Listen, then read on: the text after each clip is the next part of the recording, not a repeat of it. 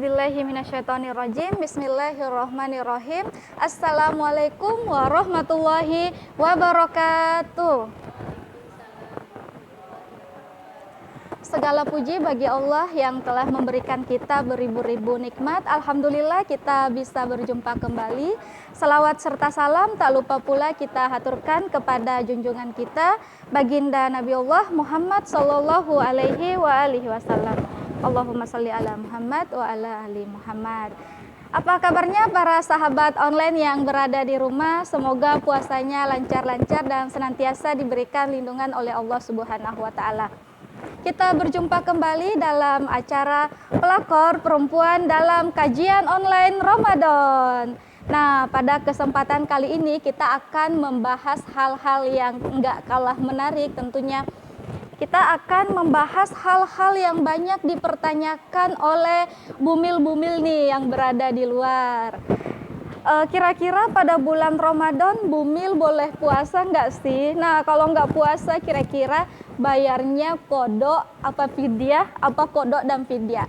Nah, kita akan membahas hal tersebut di sini tentunya dengan tamu-tamu istimewa. Yang pertama kita kedatangan tamu yang sebelumnya sudah datang di episode sebelumnya tapi membahas hal yang berbeda. Yang pertama ada Umi Aa. Umi Aa, gimana kabarnya? Alhamdulillah baik. Alhamdulillah baik. Puasa hari ini? Lancar, alhamdulillah masih puasa.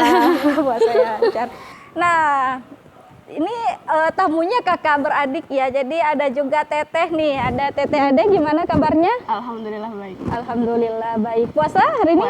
Puasa ya, alhamdulillah. Nah, jadi tamu kedua kita ini yang hadir adalah kakak beradik yang sedang bumil di bulan Ramadan. Nah, kita akan berbicara tentang pengalamannya dan solusi apakah yang diambil dalam memutuskan diri berpuasa atau tidak. Nah, yang pertama kita ke Umi dulu ya. Ya boleh. Umi udah kehamilan dalam berapa bulan? Sekarang 5 bulan. 5 bulan, Ya, alhamdulillah. Semoga disehatkan dan dilancarkan selalu. Amin, amin. 5 bulan nih. Kira-kira Umi ini kan puasa ya? Iya, Puasa, alhamdulillah. alhamdulillah. Dalil yang dipakai untuk puasa atau apakah yang membuat diri sehingga biasanya kan kalau bumil itu ragu kan ya, aduh kalau bumil terus puasa takutnya anaknya nanti kelaparan atau takut nanti kurang sehat janin yang ada dalam kandungan. Nah, ini menurutnya bagaimana ini? Sebenarnya dalam kebaikan agama Islam kan bumil itu diperbolehkan untuk tidak berpuasa. Seperti itu. Tapi kalau kitanya merasa kuat untuk berpuasa, kenapa tidak kita berpuasa seperti itu? Seperti halnya dalam suatu hadis Nabi yang menjelaskan Allah Azza wa Jalla telah meringankan setengah sholat bagi musafir dan meringankan puasa bagi musafir, ibu hamil dan menyusui. Kalau memang si ibu tersebut merasa takut akan kondisi dirinya dan kondisi janinnya, boleh si ibu tidak berpuasa, tapi nggak ada salahnya juga untuk kita mencoba untuk berpuasa. Yang penting niatnya dulu. Kita niat dulu berpuasa, kalau nggak kuat ya nggak usah dipaksakan. Toh agama juga tidak memaksakan untuk hal itu. Seperti itu. Kasih Umi Aa. Jadi Umi Aa, dari yang dijelaskan itu mengatakan bahwasanya dari Islam itu sendiri tidak ada paksaan. Jika kita bumil dan kita merasa kuat, ya mengapa tidak untuk berpuasa. Tapi dalam Islam juga memberikan keringanan bagi para bumil yang berada di rumah yang merasa diri tidak mampu dan tidak sanggup untuk berpuasa, ya tidak usah. Tetap menjaga kesehatan. Nah, kalau menurut Teteh Ade gimana nih? Ya, untuk sebenarnya bumil sendiri masih sama acuannya dari ini kan puasa memang dikhususkan untuk agama Islam ya, untuk muslim saja.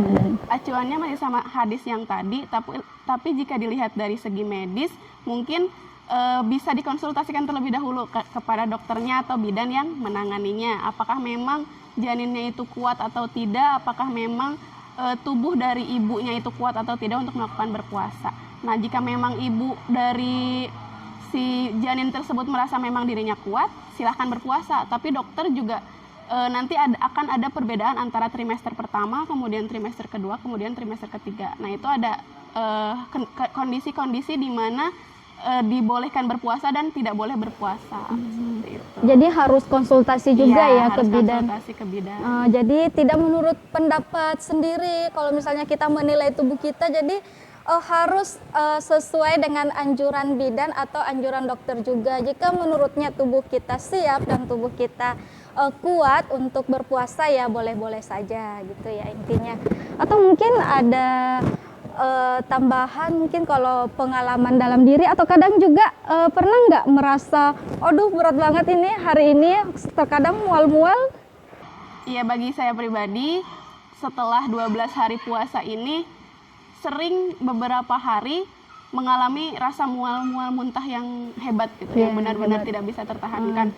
Nah itu karena mungkin kondisi masih di trimester pertama, masih janinnya masih belum kuat, dan memang kendala-kendala itu pasti datang di trimester pertama, itu pasti sangat mengganggu kegiatan puasa ya. Nah jadi untuk apabila memang kondisinya seperti itu, memang dianjurkan untuk tidak berpuasa. Tidak berpuasa ya. Jadi berarti rata-rata emang di trimester pertama ya, yang kadang banyak mualnya, sehingga kita mungkin jika kita merasa tidak kuat dan terus mual-mual, ya silahkan untuk berbuka puasa atau tidak dianjurkan untuk berpuasa. Nah teman-teman juga para bumil bisa merasakan diri sendiri jika sudah masuk trimester pertama, trimester kedua atau trimester ketiga, apakah masih mual atau tidak. Nah itu bisa dipertimbangkan agar tidak berpuasa. Nah selanjutnya nih, kalau misalnya tidak berpuasa, apakah kita qadha apa fidyah sih atau gimana hukumnya? Nah, itu berbeda ya. Berbeda-beda jika seperti halnya tadi ibu berpuasa dikarenakan tidak kuat atau takut akan dirinya dan janinnya, maka boleh berbuka, dan si ibu tersebut akan dikategorikan sebagai orang sakit, tapi bukan karena penyakitnya, tapi karena uzurnya atau ketidakbisaan atau halangannya. Nah, si ibu tersebut harus menghitung berapa kali nih dia tidak puasa. Ya, setelah itu nanti si ibu wajib hukumnya untuk mengganti puasa di lain waktu.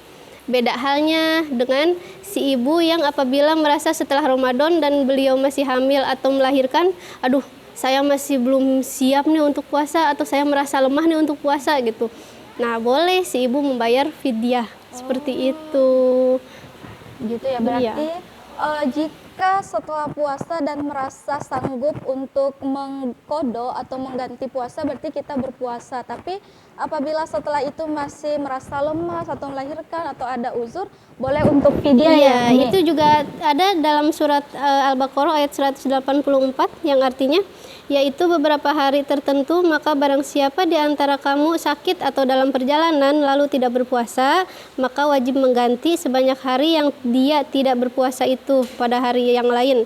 Dan bagi orang yang berat menjalankannya, wajib membayar fidyah atau memberi makan seorang miskin. Tetapi barang siapa dengan kerelaan hati mengerjakan kebajikan, maka itu lebih baik baginya, dan puasamu itu lebih baik bagimu jika kamu mengetahui. Nah, sudah jelas kan dari situ. Makanya kalau memang si ibunya siap untuk mengqadha, maka qadhalah puasa tersebut sesuai dengan hitungan yang si ibu tadi. Tapi kalau tidak bisa, ya nggak apa-apa, bayar fidyah aja seperti itu. Jazakillah khair ya. Berarti teman-teman bumil nih wajib mencatat nih, kalau bisa jangan sampai lupa kita alpa puasanya berapa hari. Nah, butuh catatan penting berapa hari kita harus mengqadha puasa kita, atau berapa hari kita harus membayar fidyah. Mungkin ada penjelasan tambahan dari Tete Ade, silakan. Ya, mungkin dilihat dari segi medisnya ya. Dari segi medisnya kita ketahui bahwa memang janin itu perlu asupan nutrisi selama 24 jam penuh. Nah, jadi aktivitas apa yang dilakukan oleh si ibu, kemudian asupan makanan apa yang dimakan oleh ibu, itu pasti sangat berpengaruh terhadap berkembangnya janin tersebut.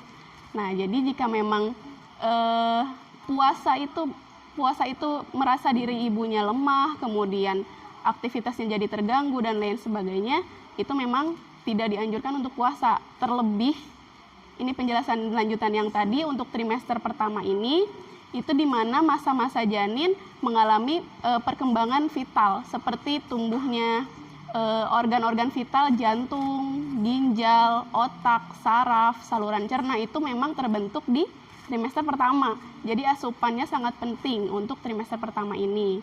Nah, jika memang pada saat trimester pertama diri ini merasa kuat, kemudian tidak ada rasa mual, tidak ada rasa muntah, mungkin ada juga beberapa presentasi bumil yang memang trimester pertamanya tidak ada masalah kok gitu. trimester pertamanya sehat-sehat aja kok, sama seperti sebelum hamil misalkan. Nah, itu diperbolehkan untuk berpuasa. Namun jika trimester pertamanya memang sangat mengganggu nih sehingga tidak bisa melakukan aktivitas apapun, ketika makanan sedikit masuk langsung keluar lagi, nah itu sangat dilarang untuk berpuasa. Sangat dilarang. Iya, sangat dilarang untuk berpuasa karena ditakutkan perkembangan dari organ vital tadi terganggu. Karena kan itu benar-benar memang organ yang sangat penting bagi tubuh manusia. Gitu. Baik, terima kasih Teteh Ade. Jadi teman-teman Bumil yang berada di rumah tentunya sudah memiliki referensi ya, apa yang harus kita lakukan pada saat Bumil. Apakah kita berpuasa ataukah tidak? Nah, ini tergantung dari kondisi yang Bumil rasakan. Disesuaikan dengan apa yang dirasakan dalam diri, menilai, kemudian jangan lupa konsultasi ke bidan. Nah, alhamdulillah kita sudah sampai di penghujung acara ya, ternyata nggak kerasa. Mungkin ada tips-tips atau kesimpulan selama Bumil? Tipsnya sih untuk Bumil khususnya perbaiki asupan makanan, kurangi aktivitas, banyak istirahat, itu aja sih sebenarnya. Iya, nggak banyak-banyak muluk-muluk dulu. Dari Teteh Ade? Iya, yang pasti sebelum berpuasa harus konsultasikan dulu kepada dokter atau bidan yang menangani. Kemudian ya jika memang dibutuhkan perlu memakan vitamin tambahan atau nutrisi tambahan, baik itu seperti susu ibu hamil ataupun obat-obat yang lain yang diberikan oleh dokter itu sendiri, dan dia mengurangi aktivitas kesehariannya. Buah-buahan yang sehat Ya, juga kali ya, makan buah-buahan, sayuran. sayuran. Tapi sayuran juga jangan yang mentah ya kalau untuk ibu hamil, karena memang takutnya kalau yang mentah itu masih ada bakteri-bakteri yang memang tidak bagus untuk perkembangbiakan janinnya. Berarti bunda-bunda juga harus memikirkan apa yang dimakan nih. Kita nggak boleh dulu makan makanan mentah, mau sayuran, mau daging. Nah, diperhatikan pola makan hidup yang sehat, sayur-sayuran, buah-buahan. Nah, alhamdulillah. Baik, terima kasih kepada Teteh Ade dan Umi AA telah hadir pada kesempatan kali ini.